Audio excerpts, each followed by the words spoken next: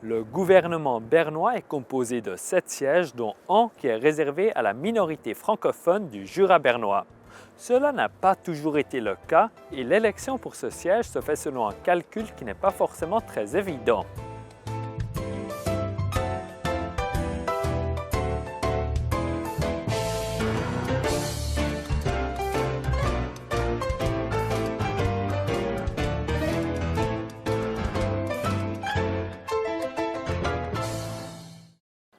Je suis maintenant avec l'historien Pierre-Yves Moschler pour parler justement de ce siège garanti au Jura bernois depuis 1950. Pourquoi 1950? Bon, il y a toujours eu des conseillers d'État bernois qui étaient originaires du Jura de toute façon.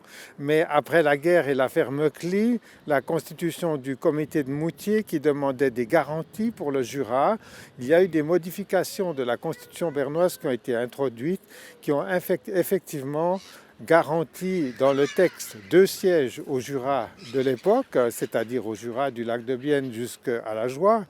Et ces 2 sièges étaient répartis, étaient attribués aux candidats qui obtenaient tout simplement le plus de voix, aux candidats originaires du Jura qui obtenaient le plus de voix. Est-ce que ça, que ce soit noté dans la Constitution, un peu plus une reconnaissance aussi du Jura bernois, est-ce que ça a apaisé les tensions? Non, ça n'a pas suffi, puisque après coup, vous savez bien que le mouvement jurassien s'est développé et qu'il a fini par obtenir la constitution du canton du Jura en 1974-1975.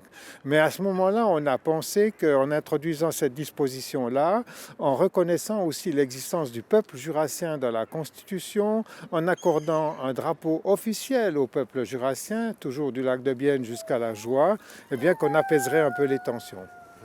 Et le nombre de sièges a été réduit de 2 à 1. Il est passé en 1978. Ça, c'est suite à la séparation du canton du Jura de Berne. C'est-à-dire que la création du canton du Jura a divisé le nombre de francophones dans le canton de Berne par 2 pratiquement.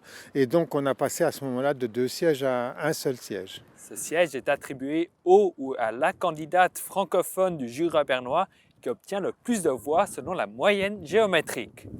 La moyenne géométrique, c'est quoi? Petite parenthèse. Cette moyenne a pour but de donner plus de poids aux voix de la partie francophone par rapport aux voix totales obtenues dans le canton. Pour effectuer ce calcul, il faut se munir d'une calculatrice. Les voix obtenues dans le Jura bernois sont multipliées par les voix obtenues dans l'ensemble du canton de Berne. Puis, il faut encore prendre la racine carrée. Avec cela, on obtient la moyenne géométrique.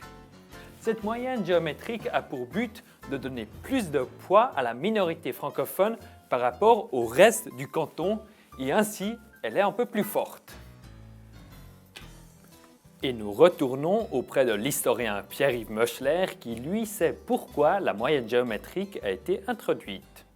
Eh bien, dans les années 90, lors d'une élection, la candidate du Jura bernois qui a obtenu le plus de voix était Madame Geneviève Aubry, mais a été élu Benjamin Hofstetter, qui habitait bien le Jura bernois, mais qui était un vétérinaire alémanique installé à Reconvilier et qui a obtenu beaucoup plus de voix dans l'ancien canton. Il a été élu, elle n'a pas été élue. On a considéré qu'il était faux que ce siège garanti au Jura bernois soit en fait occupé par quelqu'un qui était choisi par la population de l'ancien canton. On a souhaité donc introduire un système qui donne un peu plus de poids aux voix issues du Jura bernois lui-même. Et donc on a introduit ce mécanisme de la majorité à la moyenne géométrique qu'un mathématicien, M. Carnal, a inventé. C'est une moyenne qui a fait qu'en 2014, Philippe Pernoud a été élu avec moins de voix que Manfred Bühler. Ça a un peu fait des histoires ou pas plus que ça?